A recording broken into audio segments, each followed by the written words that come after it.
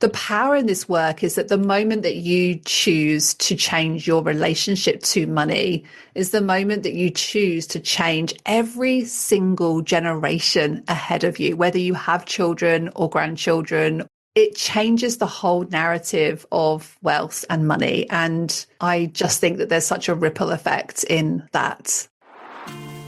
Hello, everyone. This is Kathy Caprino, and welcome to my podcast, Finding Brave. I've created this show for everyone who longs to create something bold and brave in their life, to rise up, speak up, and stand up for who they are, and to reach their highest and biggest visions. Each week, I'll be speaking with inspiring guests from all walks of business, leadership, entertainment, the creative arts, and the entrepreneurial world. And they'll be sharing their intimate stories of finding brave and offer their best strategies for building your most rewarding, joyful, and meaningful life, business, and career. Hey folks, Kathy here. Are you ready for a big positive shift in how you're working and what you're achieving today in your career? Let's make that happen for you. While you might know me best as a podcast host and a writer, a key focus in my work is helping women experience greater success and achieve their biggest goals in the quickest, most effective way possible. In my 6-session career and leadership breakthrough one-on-one coaching program, I help women get what they want most, which includes more confidence, impact, advancement, financial reward, and fulfillment. I've worked with over 20,000 women across 6 continents, and before that, I served as a therapist, and before that, I was a corporate VP, managing multi-million-dollar budgets and global initiatives. I bring all of that experience to our work together, helping you build a new chapter that aligns with who you really are and what you're ready to create. Check out kathycaprino.com/career breakthrough, and I hope you'll register now. I'd love to support you. Hello, everybody. Welcome to another episode of Finding Brave. How are you? I am so excited today. First of all, this is coming to you a little later than when we record, but you might have seen, I just celebrated 300 episodes. And our amazing guest today, Catherine Morgan, is featured in that compilation of it's hard to choose when you have so many amazing guests, but it was a compilation of 15 guests who moved me forward incredibly and who they're the most downloaded episodes, and Catherine's was in that. So I just want to say a big thank you to you all for being in the Finding Brave community and all of your interest and support and your questions. It literally means the world. You're doing this podcast is truly like a master's class in life. And I'm grateful to you, and I'm grateful to all my guests, including the amazing Catherine Morgan, coming from the UK. Catherine, thank you for joining me again. You were, what did we say, episode 205 before, and now we're going to be 303. And you are continuing to do amazing work in the realm of financial wealth, health, around money, healthy relationships around money. Your work is so important. Thank you for joining us today. Thank you so much for having me back on your show. I'm so excited. So fun. Now, people, I believe that everybody who passes by this is going to get something vitally important. Even if we have a lot of money in the bank, even if we have nothing in the bank, anything in between, this is such an important topic. And, I have not talked about this angle of this topic ever on the podcast. And we're talking about when money feels dangerous, healing your survival response to wealth. I literally cannot wait because I know, transparently speaking, I know I can learn and heal as well. But let me tell you about Catherine. Quickly, Catherine Morgan is a multi-award-winning financial coach and former financial advisor. Just like a personal trainer helps transform your physical health, she helps transform women's financial health and men's, I'm sure, as well. I mean, men will get just as much out of this episode, I think, right? Catherine? Yeah. Okay. Sorry, I was so engrossed in what you were saying. Yeah, the interesting thing is that, I know like a lot of this work, we make assumptions that it's only relevant for women and wealth. But actually, no, like this is an all gender conversation. Love to hear it. My work too, it has a lens for women, but men, all over the world get a lot out of it. All right, back to this. Women's financial health by addressing both practical money management and emotional money relationships and energetic ones we're going to be talking about. She's the creator of the money narrative clearing method. Wow. We're going to hear about that. Host of the top 0.5% global podcast and author of It's Not About the Money. I continually see that doing so well on Amazon. Bravo to you. Wow. She works with Virgin Unite on bridging the wealth equality gap, important work, and recently shared a glitter-faced moment with Sir Richard Branson on Necker Island. I got to hear about that as well. I'm a big fan of his work. She's focused on helping 1 million women step into their full financial power and to revolutionize financial services by bringing emotional intelligence to money conversations, creating a world where women feel safe, empowered, and deserving to build and hold meaningful wealth. There's more about Catherine's amazing bio. You can read that in the show notes. But let us dig in without further ado. Can you tell us, I'm dying to know kind of the origin of how you understood that money feels dangerous to people, to women. Where did that emerge? And what is the most important thing people have to get out of this 30 minutes together, Catherine? Where do we begin? Yeah, thanks so much for that question. So, I guess a good place to start would be to understand like the connection between emotions of money and money itself, right? Ah, Because when we talk about money feeling dangerous, there may be some of you listening to this thinking, well, how do I know if money feels dangerous to me? What kind of things might I say about money, or how might I feel around money? And money really is a mirror reflection of the relationship that we have with ourselves. And it's very interconnected with our identity, right? So things that we say about money, we're really saying this about ourselves, and it comes from a place of desiring and needing and wanting safety and security, right? Our brain's main job is to keep us safe. So anything that feels threatening, that feels unfamiliar, the brain will do its utmost to keep you safe, right? right, And if we think about our very earliest imprints, if you like, our blueprint around money is formed way before we were even born. And many of you may have heard about, how money is formed by the age of 6 or 7. Actually, it goes even further back than this. And for me, this is where, in answer to your question, like, where did this come from? Is that when I was exploring my own relationship with money, I was doing all the money mindset work. I was looking at all the patternings and all the behaviors and the beliefs that I had around money. But what I didn't realize was the deep connection between the lineage in my ancestry line, like what was coming up and had come up around especially my mother's line and my relationship with my mother, and the relationship between love and money. oh my, Because my belief growing up was that um, love gets taken away very quickly. oh And wow, so it wasn't safe for me to stay in the joy of any scenario. There was a lot of oh patterns throughout my life where something really good would happen, followed by something really bad. oh my, And I oh can give some wow. examples in the podcast of how this showed up for me and how this may show up for you. But for me, there was a really significant breakthrough in that moment when I realized that actually a lot of the emotions around money didn't even belong to me. They literally came through from generation to generation to generation, 3 generations of unhealed trauma patterns.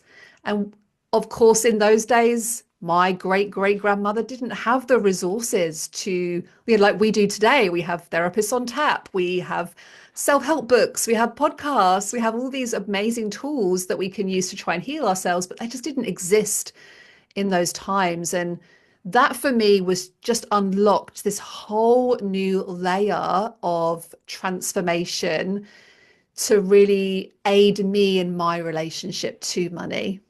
I have so many questions. All right. Let me spit out the questions and then we can decide what's best. Here we are. You say that, a lot of thinking is your money beliefs or your energy around money is formed very early. Um, but what struck me about what you said is, tell me if I got it right. In many situations, you realized or felt that love will get withheld or taken away quickly. And if a lot of you have listened to this story, my parents are in heaven. I love them. They gave me everything they could give me. And blame is never where we want to go. It's a useless, damaging emotion. They did the best they could. And come to think of it, both of them, came from not no wealth. So my mother's side, they were poor. She was malnourished, Greek. She was Greek, and her parents were from Greece. My dad's parents were from Sicily. So question number one, when we say we're carrying unhealed trauma, does that mean that if they struggled with money, there's inevitably a problem? Or do some people, like I've heard stories of my mother's cohorts where they might have been just as without means as other families, but there was a lot of joy. They were joyful, loving, generous people. Where it seems like, I'm not sure, my grandmother died when I was very young and my grandfather died before I was born. Their family really struggled. Like my mother, here's an instance. My mother, as a little child with her sister, had to walk in the dark to go get my grandfather from the taverna where he was probably Mm, drinking coffee and maybe a little gambling, a tiny bit. And I'll never forget that story. Here, these little girls are in the dark, walking to mm, knock on the door to get the father to come home. So, question number one, generationally, how do we even know what the heck we have inherited? Because I'm guessing assuming isn't the right idea. Just because someone doesn't have access to money doesn't mean there's trauma. Number two, when you said love gets taken away, how do you equate that with money? Because yeah, I have had everything that you talked about. Can we start with that? If you yeah. have been in unsafe situations, like when love is Mm, withheld, mm. how does that equate to your money relationship? Are these making sense? Whew, that was a 20-minute Yeah, I question. mean, let's take that statement. So when love is withheld, right? It's not about the money. So if you take the money out of the equation, then what you're experiencing there is what happens when love is not present. Now we know when love is not present, fear is present, right? Fear shows up in the absence of love. Right. And so if you think about how the nervous system works, is it turns on this fight or flight response where it is not safe for us in that scenario, Right. right? Right. And so we're just building up evidence in our evidence bank of times or moments when love maybe was present, but it got removed quickly. Yes. And that becomes the blueprint of abundance, right? Because the main contributor to our relationship to our financial abundance is the earliest relationship that we have in life, which is with our mothers, Mm. right? How fully or not we were able to receive her love and how she was able to give love, right? Now, my mother, as an example, my mother was the like she beautiful mother, she was very attentive. She was so excited to have I'm actually a twin. Myself and my Oh. brother were Ah. born, and my mother was deliriously happy, and she was very, very present. But what happened for me at my very earliest experiences of love actually weren't even when I was born. It goes back to when my mum was carrying me, right? And the fears that she may have been holding energetically whilst I was in the womb, because that's where our DNA is formed. So if your mother, for example, was experiencing stress of some way, maybe a relationship stress, which my mother was, she was in a very unhappy relationship, unhappy Wow. marriage, Wow. lots of financial abuse and things going on in that time. she would have been carrying some fears in her nervous system. Wow. And when we trace that back through the generational print, her mother had lots of experiences of sudden loss. So experiences where love was present and then it was taken away. So for example, my mother's mum, so my grandmother, she lost one of her children in a car accident very suddenly. She Mm. lost her husband to a heart attack while they were on holiday. She was with the five children. He'd been in the concentration camps actually in the Second World War, had survived through the concentration camps, and they met post-war. They fell in love, they got married, they had children, and the heart attack was a consequence, we believe, of having a weak heart. So she experienced two occasions, and there were others as well, where love was present and then suddenly, with no warning, she Mm. experienced loss, right? And what's interesting is that she didn't receive support. There was no such thing as mental health or therapy in those days. And so you think about, well, what would have been present for her while she was growing her family? And therefore, what would have been passed through the genetic line through my mother and then through me, right? Wow. And we know that there's a genetic DNA imprint in epigenetics. So if you follow the work of epigenetics, or you just Google epigenetics and trauma, then there is an epigenetic tag, like a DNA tag that is imprinted through those generations. So Wow. just as an example, like that relationship that we have with our ability to receive love creates the blueprint of wealth and abundance. And so for me, not only did I have that sudden loss DNA imprint through my family lineage, but also when I was born, the minute I was born, I was breech, I breathed in meconium, I was put in a ventilator, Oh, instant separation from my mother. Now, that was not out of my mother's choice, my brother actually was also very, very poorly. He was whisked off to a completely different hospital. She had to go oh, with him, so lots of separation trauma. that couldn't be, yeah, it couldn't be avoided. Like my mum had no choice, right? But as a newborn baby, then that love is there, and then all of a sudden it's Mm. gone, it's taken away, right? Now you might think, well, how is this connected to money? Yeah.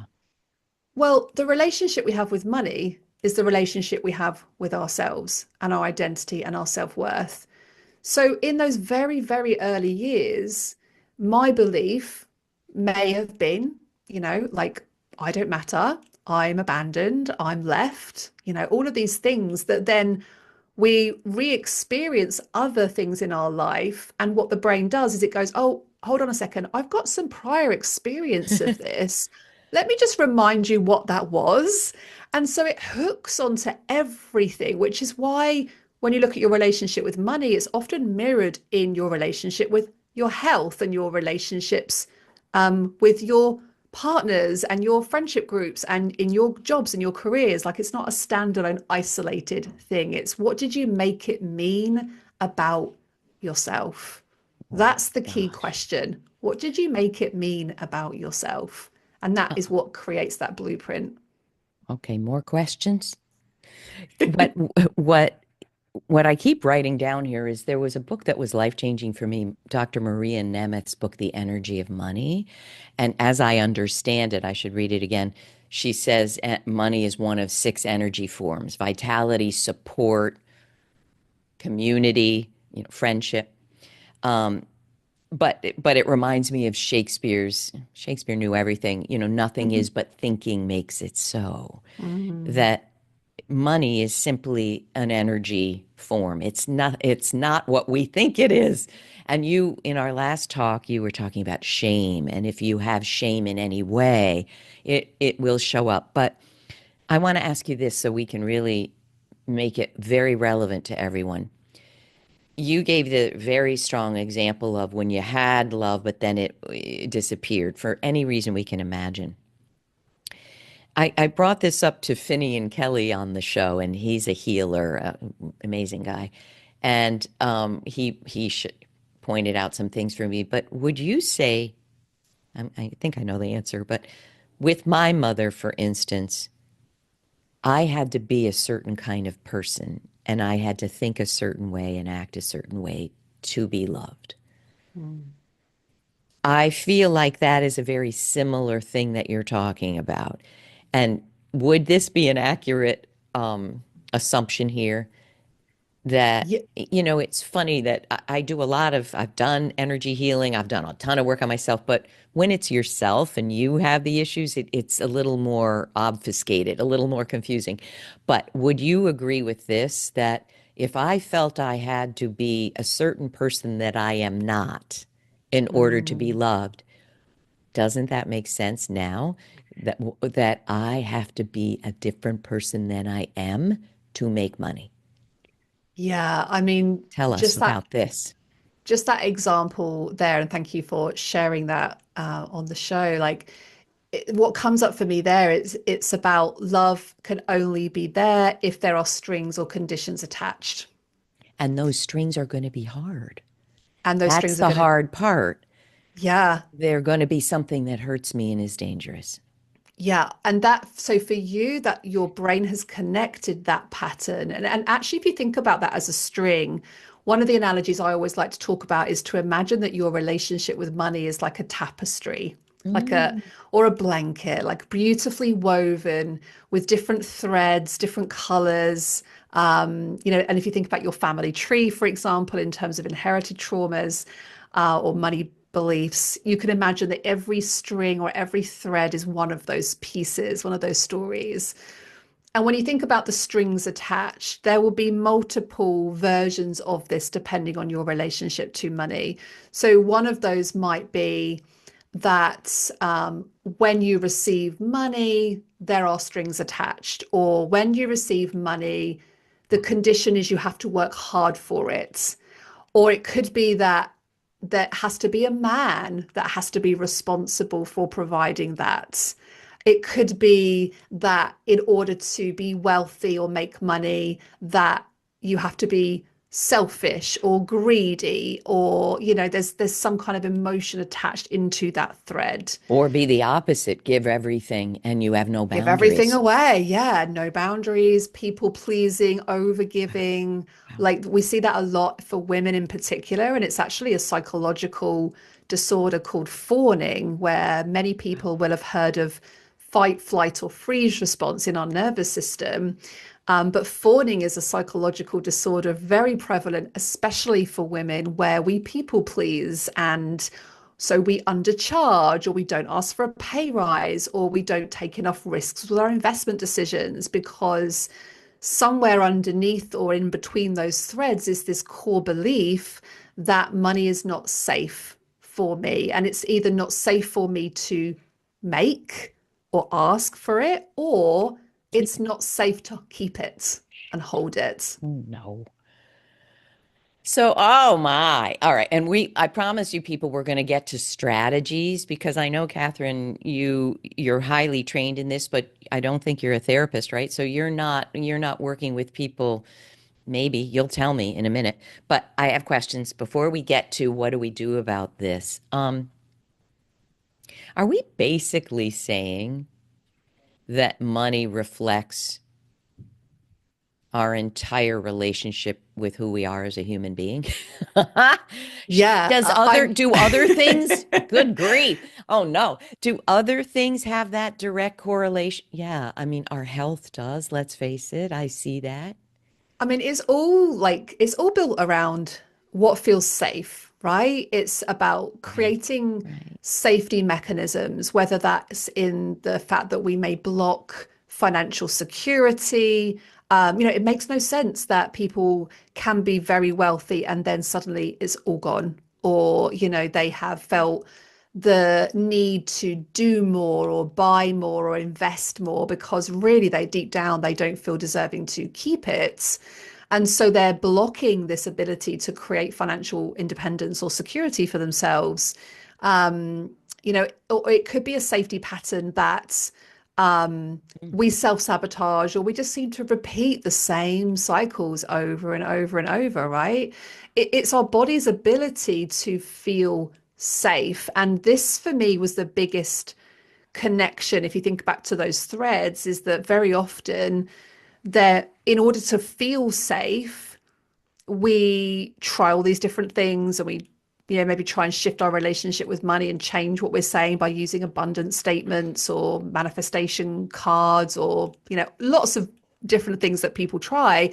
But actually the piece that we're missing is the connection in the body, because the body keeps the score. Fabulous book. The body keeps the score. And so if all the work you're doing is in the mind or the brain and you're overthinking things, you're not going to create the transformation, because your body just needs to feel safe. And safe for some people is giving all your money away, because that's the familiar pattern that you have experienced growing up. So I think it is really key to recognize that money and the relationship we have to it is a survival response. It's not a flaw. Like, there's nothing wrong with you.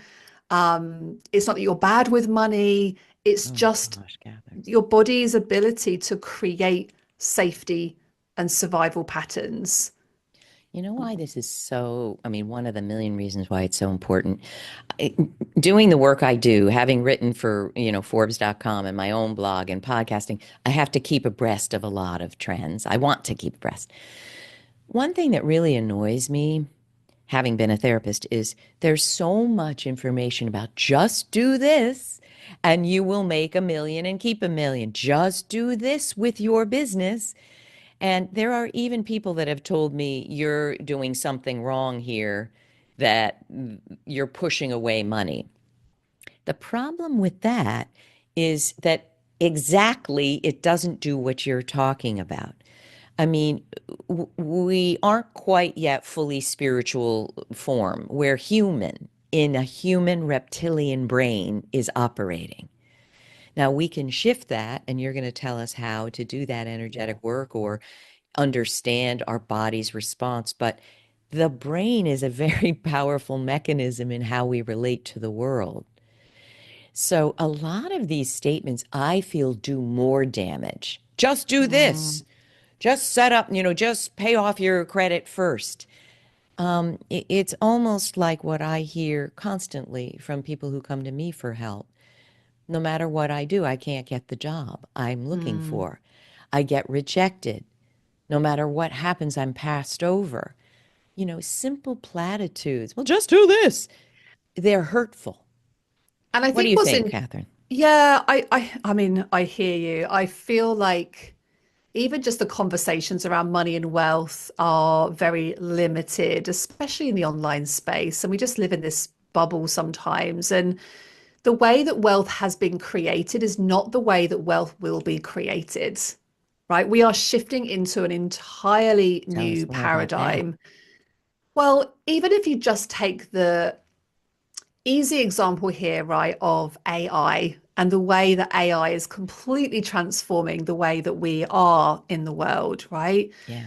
The way that money and value is exchanged is very different. And you look at how AI has increased the capacity for investing opportunities in crypto, Bitcoin, all of these things that never even existed, 20 years ago. Right.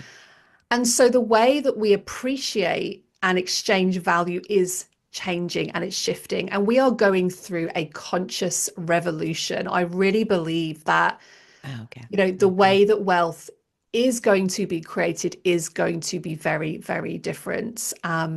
And so I really believe that the conversations that we are having today will be like dinner Yeah. table conversations, when our kids are in their 50s and 60s. And Like I how don't funny it even, was what they used to think, these poor people yeah, that, oh they boy, used to they pull didn't out get bank cards it. and pay money for food. Like, what's that all about? Like Wow, and Catherine. even if you look at things, how, banks will be decentralized, and that will create a whole shift in the way that we access money and that we use money. Wow. It will just be a completely different way of living and a way of life. And I think consciously and collectively, we have a whole old paradigm of beliefs to get present to actually start to think about what is the new paradigm of wealth? What are the ways that people are creating wealth now? Like my children, for example, they don't want to own a house. They want to Yeah, rent. They want right. to rent everything. They They want freedom, are, they want freedom. They not an want albatross of sustainability. yeah, Yeah, they don't want possessions. Like right. we're coming from an old paradigm where possessions were hoarded. You think about your grandparents and how I remember when we cleared out my husband's parents' house and top to ceiling of possessions because the scarcity mindset was so deeply rooted through from war and war traumas that it's no wonder that they frugally, just save, and then, died Died with it, potentially with all. with it I and yeah, cleared not out my experiencing parents' things. house too. It's like, oh no. Yeah. And I think that Wow. we are wanting deeper connections more than anything else. And so the way that we spend our wealth and money is so different, even now, to how it was just 10 years ago. It's so interesting. Like oh, I could talk to you for hours, and I won't keep you too much longer. But I remember when I was in the corporate world, I lived for my travel experiences, and my husband, my then husband, is a jazz percussionist, and we would go to amazing places, Brazil, Malaysia, and I remember my mother saying, "You can't just live for your vacations." Mm, And she was right in that my corporate life was hard, and I lived for. But the point was, I've always wanted to spend my money on experiences that are inside my heart, enriching. Yeah. enriching. And I am so different from a lot of my counterparts who have very big homes and it matters to them. And I'm not putting them down. I was happy to sell our big house and not have so many possessions. It felt Yeah. I love freeing. that. So I think part of what I want to share here is we're not all the same, and don't let yourself be judged. Either you Mm. judging yourself that why don't I want to own a house, or why don't I own a house? All my friends do. It's really how you energetically feel, right? Would you say? It is, and I think it leads to like a really great solution or like a pattern that you can start to identify with yourself here is that if you're finding yourself comparing to a friend, a Yes. colleague, a next door neighbor, Mr. and Mrs. Jones, like whoever that is, like just be really present to what is it that you're comparing yourself with? Like, because really, if you can take anything from, even things like Ikigai. The Ikigai framework is a beautiful example of how the way that we spend money, the way that we invest, the way that we save really is driven by our value system. And so it really doesn't matter what everybody else is doing. If it brings enrichment and fulfillment to your life, then great, right? And Wow. I think that one of the patterns that we can start to observe is how do we stretch in a small way your ability to be able to expand and contract Ooh, energetically with wealth, right? So let me talk a little bit yeah, about what tell I mean by us. that. Oh, I'm taking notes. So if you think about expansion, if you think about expansion as your ability to receive, like Mm, an elastic band, you're mm, stretching your comfort zones. Maybe that is reaching out and hiring your first VA to help you with your business, or maybe that is reaching out to go and work with a book coach, or maybe reaching out to a financial professional to get help with money. You're stretching your ability to be able to ask for help and okay. expanding out in what currently feels safe for you. Because right Okay. now, maybe it doesn't feel safe for you to ask for help Right. because asking for help is a sign of weakness, or I have to do everything myself, or all these stories we tell ourselves. Mm, And then we have the contraction piece, which is about our ability for it to be okay to have times where we expand and we contract. So there will always be times, and you'll always find evidence in your life where great things happen, followed by things that are not so great. mm. There'll always be examples of that, but it doesn't mean that that is the way that everything will happen. Wow. And I think just being really aware of, well, what situations have I experienced where money has been abundant and then it hasn't been. Mm. Mm. Right? Interesting. And that's okay. We go through ebbs and flows with money. There will be times where you feel wealthier than others. There will Wow. be times when you're growing your family and life becomes way more expensive, or, Right. times where your business is flourishing and then everything seems to go down the pan. Like, it's just okay to have those ebbs and flows. It's because we try and control the expansion, the Catherine. contraction, that then we suddenly start to blame ourselves and think, well, what am I doing wrong? What's wrong with me? Rather than just accepting that flow happens, life happens, ups and downs happen. It's not about trying to stay in this higher energy, abundant self, being rich all the time. Wow. It's about being safe to be in the expansion and in the contraction. Does This that is make good. sense? Oh, it so does. And per what you share in your book and what you said on our last episode, there is so much shame when we hit the contraction phase. Mm. I'm stupid. This is embarrassing. I blew it. How could I be here? Tell us how we should when it's a little dire, when, oh no. Or if the interesting thing is I work with some people that if they did admit what was going on, people would judge negatively. Mm. So, or maybe not hire them, or, they would say you're being irresponsible, so therefore I can't trust you, whatever it is. What would you say when the contraction piece that's generating shame is truly something that objectively people would say, that is a struggle? What would you do? What would you suggest for those folks then?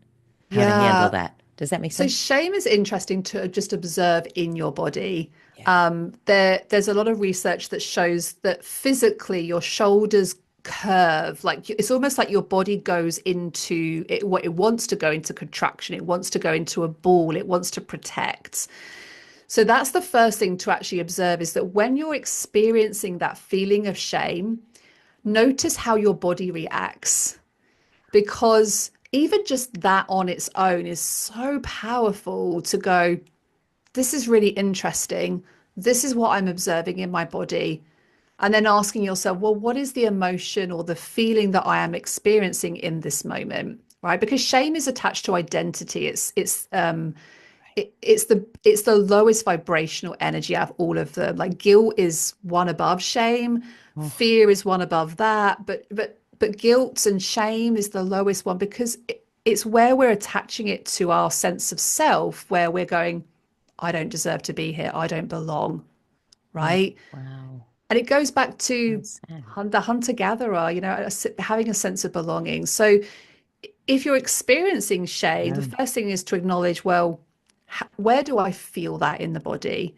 And there's a really easy way of, whether you are experienced in body work or somatic work or breath work or anything that engages the body, just being able to recognize, right, I feel this in my throat, or I feel this in my chest, or I feel this in the bottom of the pit of my stomach.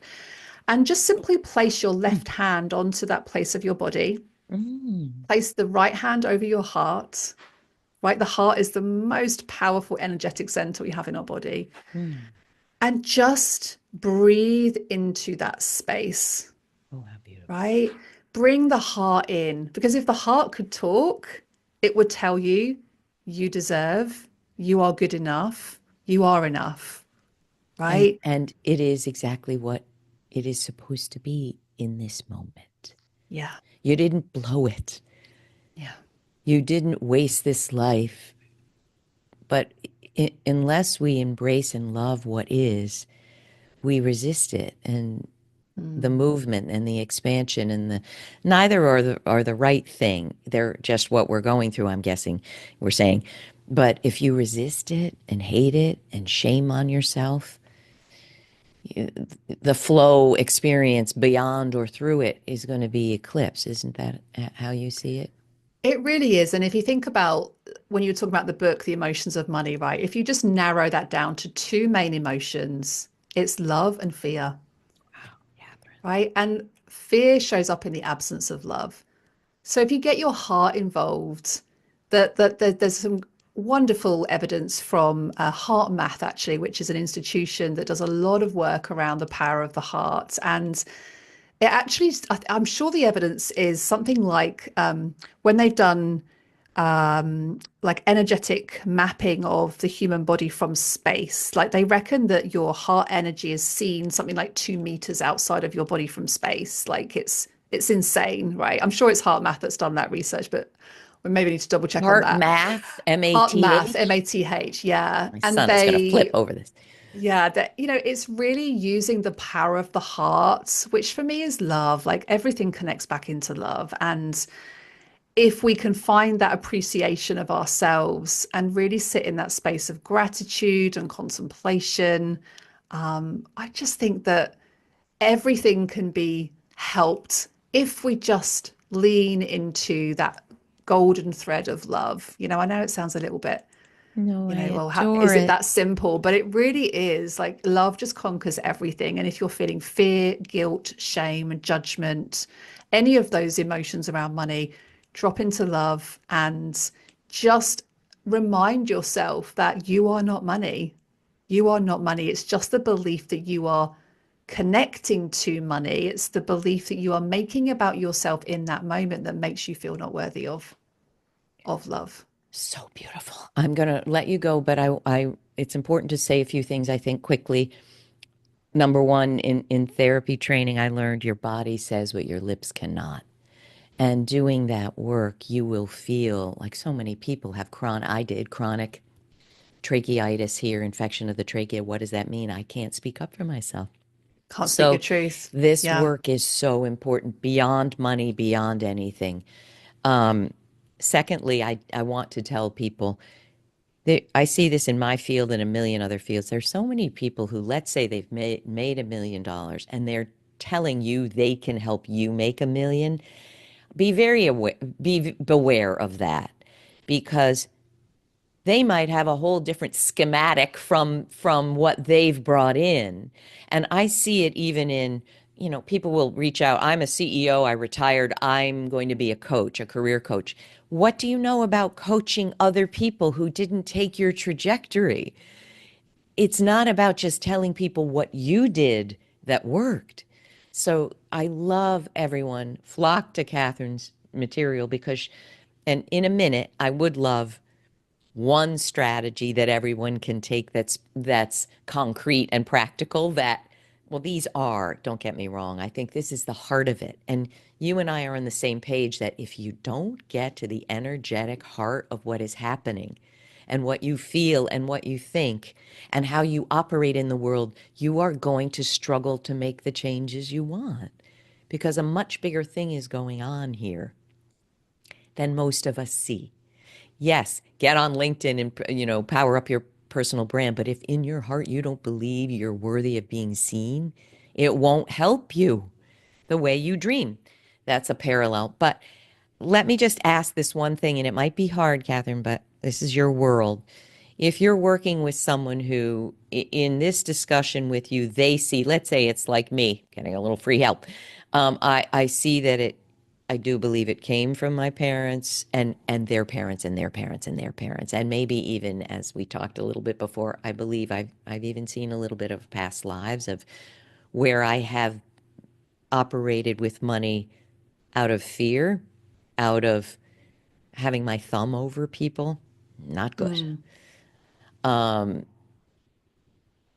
When you're doing that work with them and all of a sudden the healing is happening and they're understanding, is there one practical piece of advice you find that you're telling everyone, like perhaps go see a financial coach or consultant who can actually look through your numbers and also help you see things maybe you're not seeing? Is there anything you tell most people that would be helpful?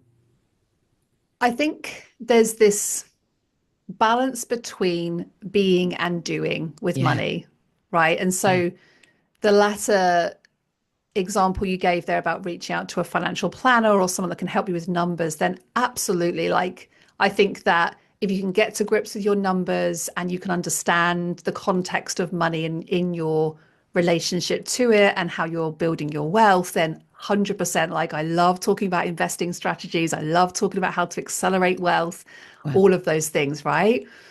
But I think the most powerful piece of work is about your relationship to money. Mm. And so it's about being wealth as well as doing wealth.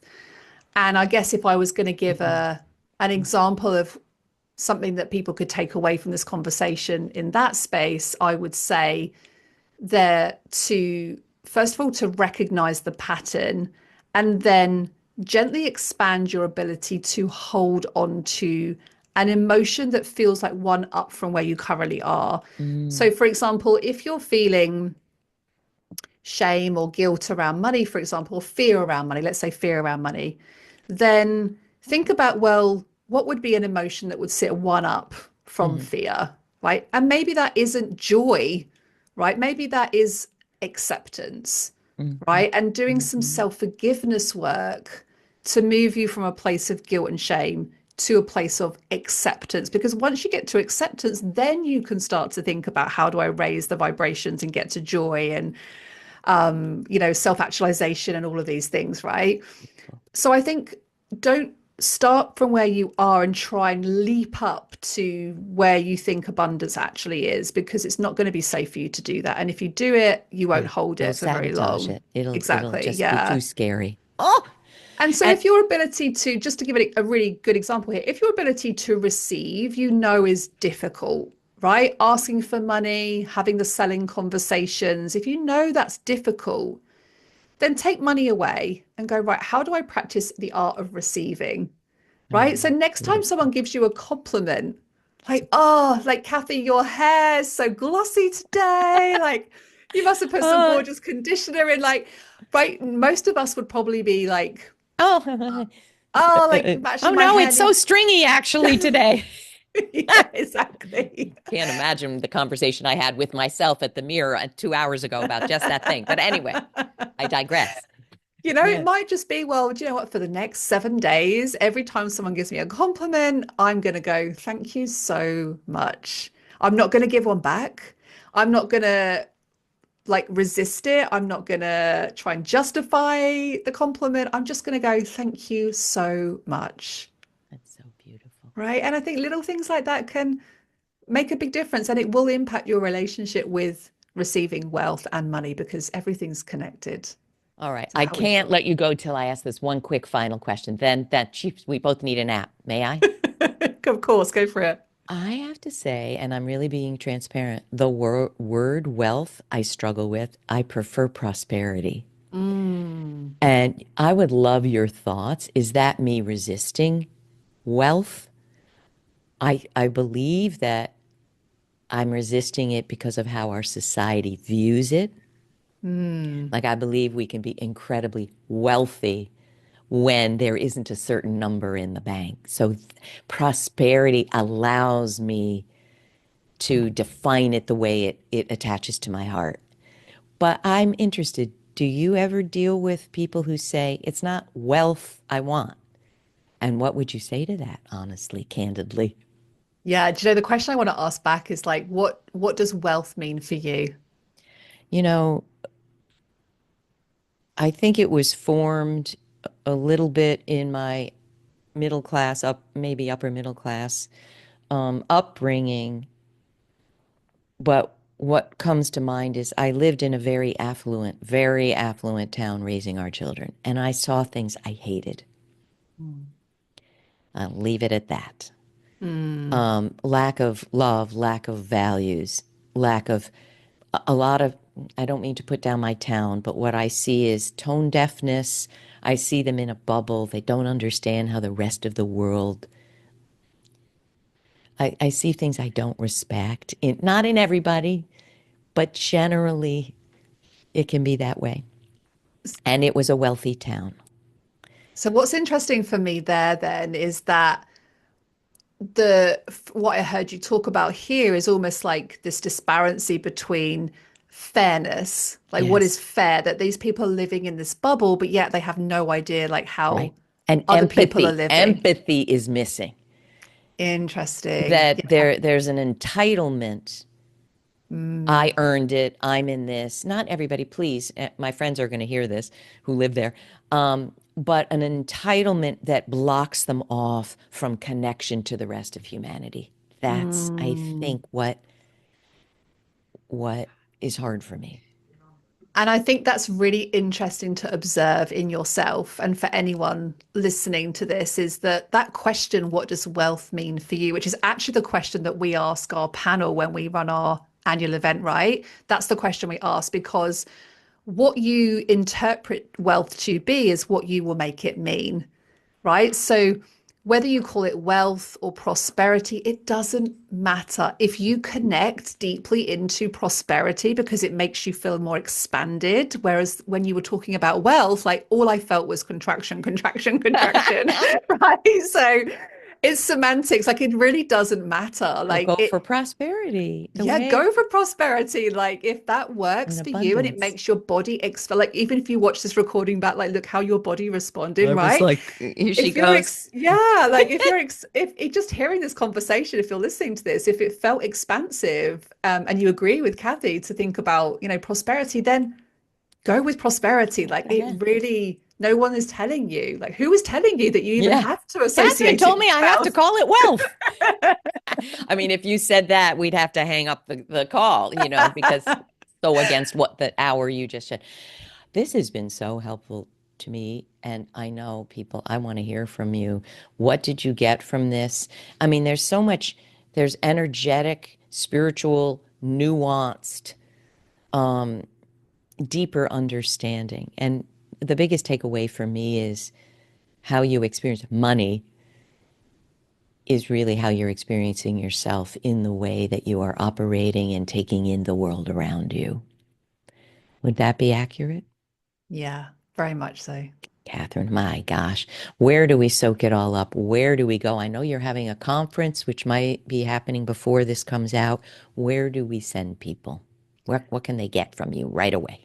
Come hang out on my podcast. You're clearly a podcast lover, so come listen to our show. It's not about the money. Not about the We money. go really deep on these kind of conversations, because I think, anyone listening to this, that the power in this work is that the moment that you choose to change your relationship to money is the moment that you choose to change every single generation ahead of you, whether you have children or grandchildren or nieces and nephews or next door neighbors' kids. Like it changes the whole narrative of wealth and money. And I just think that there's such a ripple effect in that. So yeah, I would love to I come and Oh, honey, I didn't mean to interrupt.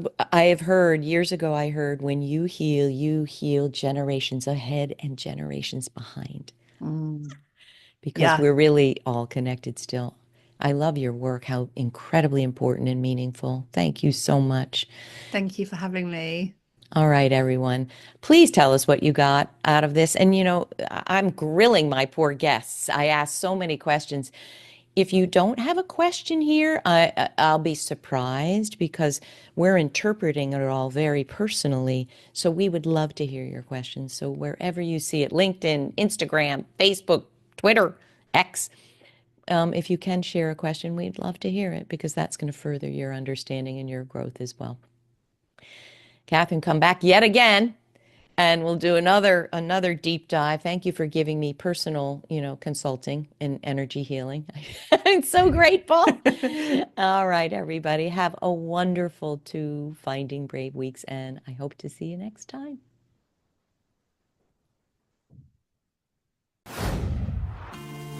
Thanks so much for joining us today. And please don't forget to check out findingbrave.org for more programs, resources, and tips.